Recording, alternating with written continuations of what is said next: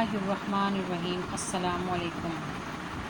اب ہم حصہ نظم کا آغاز کرتے ہیں، اور آج نظم کی جس صنف کو ہم پڑھیں گے وہ ہے حمد۔ حمد اس نظم کو کہتے ہیں جس میں اللہ تعالیٰ کی تعریف اور توصیف بیان کی جائے۔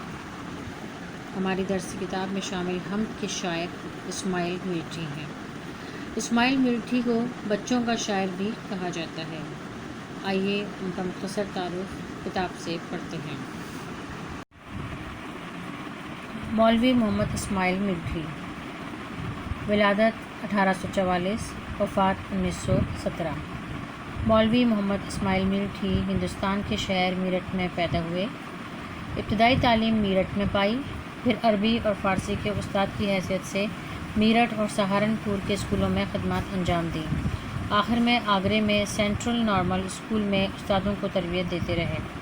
وہاں سے ریٹائر ہو کر واپس میرٹھ آ گئے اور یہیں انتقال فرمایا۔ اسماعیل میرٹھی کا شمار بچوں کے اہم شاعروں میں ہوتا ہے۔ بچوں اور نوجوانوں کے لیے بہت سی اصلاحی اور اخلاقی نظمیں لکھیں۔ آپ کی شاعری زبان کی پاکیزگی اور بیان کی سادگی کا نہایت عمدہ نمونہ ہے۔ آپ کی نظمیں ہندوستان اور پاکستان کی درسی کتابوں میں پڑھائی جاتی رہی ہیں۔ آپ کا سارا کلام کلیات اسماعیل کے نام سے شائع ہو چکا ہے۔ درسی کتاب میں شامل حمد اسی کلیات سے لی گئی ہے۔ اب ہم حمد پڑھتے ہیں۔ حمد پڑھنے سے پہلے میں آپ کو یہ بتانا چاہوں گی کہ مصرعے اور شعر میں کیا فرق ہے۔ خدایا نہیں کوئی تیرے سوا، اگر تو نہ ہوتا تو ہوتا ہی کیا۔ یہ مصرعہ اولیٰ ہے، اور اگر تو نہ ہوتا تو ہوتا ہی کیا یہ مصرعہ ثانی ہے۔ اور مصرعہ اولیٰ اور مصرعہ ثانی دونوں مل کے شعر بناتے ہیں۔ ٹھیک ہے، اب ہم دیکھتے ہیں کہ اس کی تشریح کیا ہے۔ خدایا نہیں کوئی تیرے سوا، اگر تو نہ ہوتا تو ہوتا ہی کیا۔ اس شعر میں شاعر اسماعیل میرٹھی اللہ تعالیٰ کی تعریف بیان کرتے ہوئے یہ کہہ رہے ہیں کہ خدایا یا اے اللہ، تیرے سوا کچھ بھی نہیں ہے، تو وحدہ لا شریک ہے، تیرا کوئی شریک نہیں ہے۔ اگر تو نہ ہوتا تو ہوتا ہی کیا۔ اگر تو نہ ہوتا تو یہ دنیا نہ ہوتی، یہ کائنات نہ ہوتی، اور اس کائنات میں ہونے والی کوئی چیز بھی نہ ہوتی۔ تصور تیری ذات کا ہے محال، کسے یہ سکت اور کہاں یہ مجال۔ کہ اللہ تعالیٰ کی ذات اتنی بڑی ہے، اتنی عظیم ہے کہ اس کی ذات کا تصور بھی ہم سے کرنا محال ہے، اور اگر کوئی کرنا چاہے بھی تو وہ نہیں کر سکتا، کیونکہ کسی میں یہ سکت، یہ طاقت، قوت نہیں ہے، اور کہ کہاں یہ مجال، اور نہ ہی کسی میں یہ ہمت ہے تو کہ اللہ تعالیٰ کی ذات کا تصور بھی کرے۔ بنائی ہے تو نے یہ کیا خوب چھت، کہ ہے سارے عالم کی جس میں کھپت۔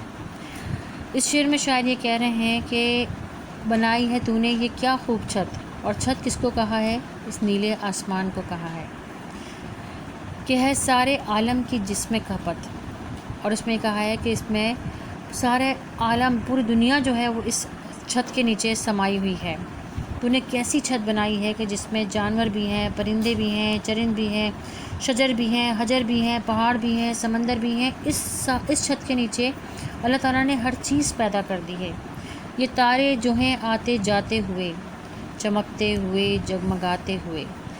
یہ تارے تیری قدرت کی ایک بہت بڑی نشانی ہے کہ جو آتے ہیں اور جاتے ہیں، چمکتے، جگمگاتے، آتے جاتے رہتے ہیں، اور اپنا ایک خوبصورت سا نظارہ پیش کرتے ہیں۔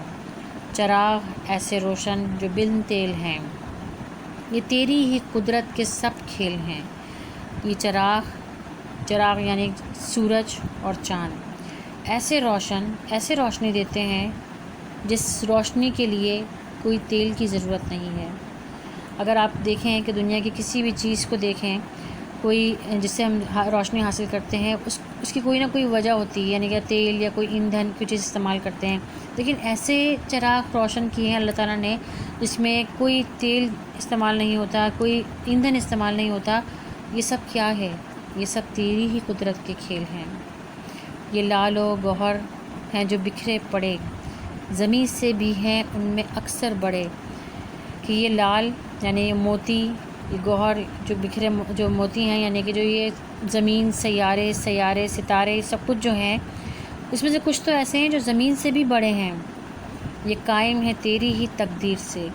یہ سب جو قائم ہے یہ تیری ہی تقدیر سے قائم ہے، یعنی تیری ہی قوت سے قائم ہے. بندے ہیں باہم سخت زنجیر سے، اور یہ آپس میں ایک ساتھ یکجا لگتا ہے کسی سخت زنجیر سے بندھے ہوئے ہیں جن کو کوئی الگ نہیں کر سکتا. وہ زنجیر کیا ہے؟ کشش باہمی. وہ کیا زنجیر ہے کہ جو اس میں کیا ایسی قوت ہے، وہ کیا طاقت ہے جو ان کو آپس میں جوڑے رکھتی ہے. نہ اس میں خلل ہو نہ بیشی کمی، اور وہ ایسی کشش ہے، ایسی قوت ہے جو آپس میں جوڑتی ہے کہ اس میں کوئی خلل نہیں ہے، کوئی رکاوٹ نہیں ہے، اور نہ ہی اس میں کوئی زیادتی ہے اور نہ ہی اس میں کوئی کمی ہے. ان سب کا آئین ایجاد ایک. ان سب کا آئین ایجاد کا مطلب بننے کا اصول، تخلیق کا قاعدہ ایک ہی ہے، ہنر ایک ہے اور استاد ایک. اور کیوں نہ ہو ان کا تخلیق کا قاعدہ ایک، کیونکہ ہنر بھی تو ایک ہی ہے اور استاد یعنی اللہ تعالیٰ بھی تو ایک ہی ہے.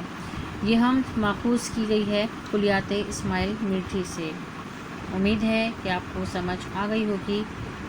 اس وقت تک کے لیے، اگلے لیکچر تک کے لیے اللہ حافظ.